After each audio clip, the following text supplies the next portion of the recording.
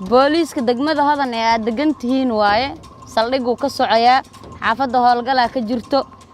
wax dhibaato ah ma jiraan albaabka naga furo aan iswareysano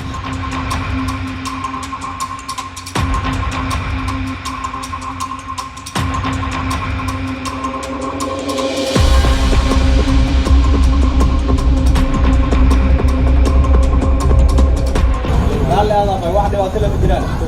يعني بوليس سومالي غوريا روان لا با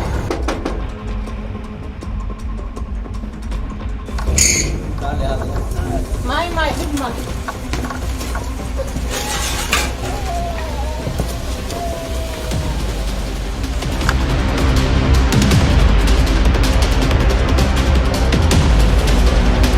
howlgalkan ay ku sheegeen inay ku xaqiijinayaan amniga magaalada caasimadda Muqdisho.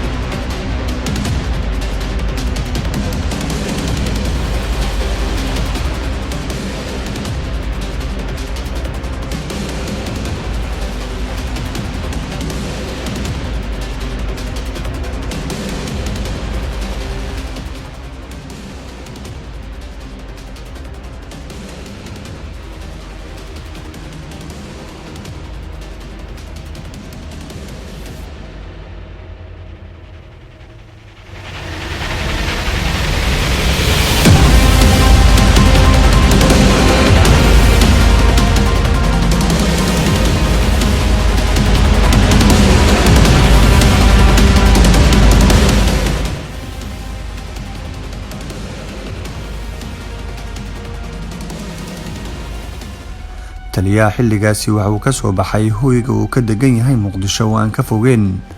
halka lagu weeraray oo ah wadada u dhaxaysa isgoyska Banaadir iyo Hospitaalka Madiina ee ku yaala magaalada Muqdisho.